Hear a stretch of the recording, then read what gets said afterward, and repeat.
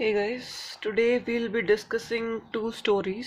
एक तो है यहाँ पे कि एनेट स्टडीज़। अभी हम पहले ये केस स्टडी देखते हैं। This is a case study कि एनेट जो है एक बच्ची जो डच मीडियम स्कूल में पढ़ती है नॉर्दर्न रीजन में बेल्जियम के, और बहुत सारे फ्रेंच स्पीकिंग स्टूडेंट्स जो हैं उसके स्कूल में हैं जो चाहते हैं कि उनकी जो पढ़ाई है वो कौन सी लैंग्वेज में हो, फ्रेंच में हो। और एक सेल्वी है जो स्कूल में पढ़ती है, एनेट भी स्कूल में पढ़ती है, सेल्वी भी। सेल्वी जो है वो श्रीलंका के नॉर्दर्न रीजन में रहती है। और यहाँ पे जो स्टूडेंट्स हैं, जितने भी स्टूडेंट्स हैं वो सारे क्या बोलते हैं, तमिल बोलते हैं। तो वो चाहते हैं कि जो उनका जो बुक्स हैं वो किस में होनी चाहिए, तमिल में होनी चाहिए। तो अगर एनेट और सेल्वी गवर्नमेंट के पास जाएंगे और उनसे बोलेंगे कि हमारी लैंग्वेज प्लीज़, जो बुक्स की लैंग्वेज है वो फ्रेंच कर दो या तमिल कर दो, तो तुम्हें क्या लगता है कि कौन से जो बच्चे हैं इन दोनों कंट्रीज़ में से किसको फ़ायदा होगा, कौन सक्सीड करेगा इस चीज़ में और क्यों? तो ये तुम्हें आंसर देना है क्यों का, and this is a case study for you. अब तक हम इस चीज़ के बारे में बात कर चुके हैं and you should be knowing the answer of this. अब गाइज, अब हम बात करेंगे खलील्स डायलेमा। डायलेमा क्या होता है यार? दो बहुत ही डिफ़िकल्ट सिचुएशंस होती हैं और तुम्हें उनमें से किसी एक को चूज़ करना पड़ता है। That is the meaning of dilemma. तो अब ये स्टोरी है, विक्रम वेताल की स्टोरी सुनी होगी तुम लोगों ने, नहीं सुनी है तो जाके देखो, ठीक है। तो अब विक्रम जो है वो ड्राइव करता है मोटर बाइक यहाँ पे, और हमारा वेताल जो है वो पीछे बैठने वाला बंदा है, तो पिलियन ड्राइवर बोलते हैं। जो पीछे बैठता है बैक सीट पे उसको हम क्या बोलते हैं, पिलियन राइडर। सो अब वेताल जो है अब विक्रम ताकि सोए ना, क्योंकि वो लोग एक सुनसान रास्ते पे से अकेले जा रहे हैं एंड ऑल दैट स्टफ, तो वो सोए ना, तो उसके लिए वेताल जो है एक स्टोरी बताने लगता है। तो स्टोरी में क्या है, बेरत के बारे में है। ये एक सिटी है बेरत, कहाँ पे, लेबनान में। तो वहाँ पे एक बंदा रहता है खलील। खलील के जो पेरेंट्स हैं वो अलग अलग कम्युनिटीज़ से बिलोंग करते हैं। उसके फादर जो है वो क्रिश्चियन है और उसकी मदर जो है वो सुन्नी मुस्लिम है।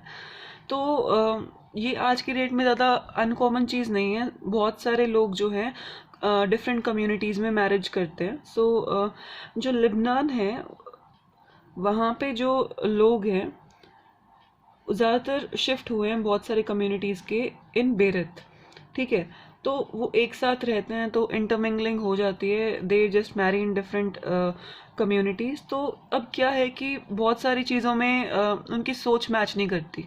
बिकॉज ऑफ दैट उनके बीच में क्या हो गया, सिविल वॉर हो गया था। लेबनान में सिविल वॉर हो गया था। सो उसमें क्या हुआ कि खलील के जो एक अंकल हैं उनकी डेथ हो गई, ठीक है। सिविल वॉर मैं बता चुकी हूँ, you should be knowing it. Learn the glossary word जितने भी तुम्हारे इस चैप्टर में आए हैं, learn them all properly, understand them all. Basically first thing जो इम्पोर्टेंट है, understand them all. All right, so now अब जब सिविल वॉर ख़त्म हुआ तो लेबनान जो लीडर थे उन्होंने कुछ बेसिक रूल्स को एक्सेप्ट किया। क्या थे वो बेसिक रूल्स, देखते हैं कि जो कंट्री का जो प्रेसिडेंट रहेगा वो किस किस कम्युनिटी से बिलोंग करेगा, क्रिश्चियंस कम्युनिटी से बिलोंग करेगा। और जो प्राइम मिनिस्टर होगा वो सुन्नी मुस्लिम कम्युनिटी से बिलोंग करेगा। जो डिप्यूटी प्राइम मिनिस्टर होगा वो क्रिश्चियन होगा और जो स्पीकर होगा वो शिया मुस्लिम होगा।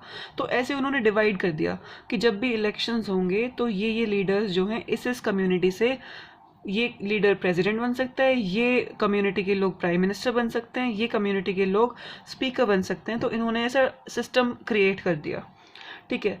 सो इस पैक्ट में जो है क्रिश्चियंस ने एग्री किया कि वो लोग जो है फ्रेंच से कोई प्रोटेक्शन नहीं मांगेंगे, कि फ्रेंच की कोई हेल्प नहीं मांगेंगे कि आके हमारी मदद करो कि इनको मुस्लिम्स को हटाओ, ऐसा कुछ नहीं होगा।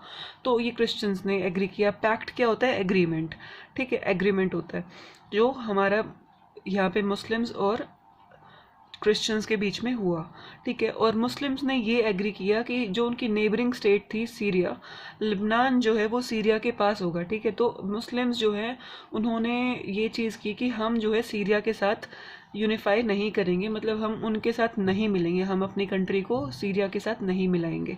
तो जब क्रिश्चियंस और मुस्लिम्स जो हैं उन्होंने ये एग्रीमेंट कर लिया, तो उस टाइम पे जब ये एग्रीमेंट हुआ था तो वो इक्वल पॉपुलेशन में थे, कि मतलब क्रिश्चियंस भी 50% थे और मुस्लिम्स भी 50-50% थे।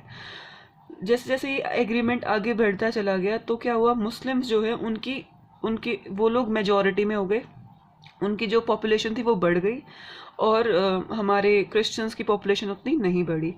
तो अब खलील जो है उसको ये सिस्टम पसंद नहीं है, उसे वो पॉलिटिकल रूप में लीडरशिप चाहता है, लेकिन वो ना तो वो प्रेजेंट सिस्टम से खुश नहीं है। क्यों नहीं है? क्योंकि उसके फादर और मदर जो है वो पहली बात तो किसी का भी रिलीजन फॉलो नहीं करता, ना अपने फादर का, ना वो as a Christian Christian religion को भी फॉलो नहीं कर रहा है, ना ही वो मुस्लिम रिलीजन को फॉलो कर रहा है, ना ही वो फॉलो करना चाहता है। वो ये सोचता है कई बार कि यार जैसे दूसरी कंट्रीज़ में नॉर्मल डेमोक्रेसी होती है, हमारी कंट्री में ऐसा क्यों नहीं है। आई मीन दूसरी कंट्रीज़ में लोग जो हैं, जैसे इंडिया है, यहाँ पे रिलीजन के बेसिस पे हम लोग वोट नहीं देते हैं, या फिर रिलीजन के बेसिस पे लीडर नहीं होता है कि हाँ मुस्लिम कम्युनिटी का लीडर जो है वो प्रेसिडेंट बनेगा और प्राइम मिनिस्टर हिंदू बनेगा, ऐसा नहीं होता है। तो वहाँ पे क्यों है, तो वो ये सोचता है।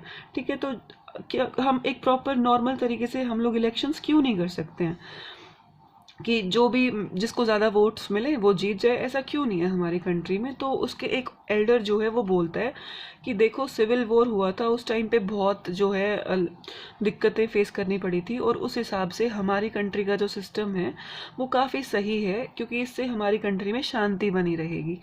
तो अब यहाँ पे हमारी स्टोरी ख़त्म नहीं होती है। जो हमारा विक्रम वेताल हैं ये लोग टीवी टावर पे पहुंचते हैं, जैसे वो लोग हर बार जाते थे जहाँ पे, वहीं जाते हैं। और वेताल विक्रम से एक क्वेश्चन पूछता है कि अगर तुमको पावर मिलती कि तुम रूल्स लिख सकते हो लेबनान के, तो तुम क्या करते, व्हाट वुड यू डू। जैसे खलील चाहता है तुम वो रूल्स अप्लाई करते, या तुम पुराने रूल्स जो बने हुए हैं कि प्राइम मिनिस्टर इस कम्युनिटी से होगा, प्रेसिडेंट इस कम्युनिटी से होगा, वो ही बने रहने दोगे, या कुछ और करोगे, तुम क्या करोगे इस सिचुएशन में। तो भाई अब जैसे विक्रम वेताल जो है वो विक्रम को कभी नहीं छोड़ता है, तो उसने कहा कि अगर जब तक तुम मेरे क्वेश्चन का आंसर नहीं दोगे, अगर तुमने मेरे क्वेश्चन का आंसर नहीं दिया तो मैं तुम्हें फ्रीज कर दूंगा ठीक है। तो भाई बेचारे उस पुअर वेताल विक्रम की हेल्प करो, इस क्वेश्चन का आंसर ढूंढो एंड मुझे बताओ। That's what I want. ये 2 क्वेश्चंस हैं आज तुम्हारे लिए which you have to attempt. I will be checking it out afterwards. Alright guys, we'll be moving further in our next class. Till then, bye bye, take care.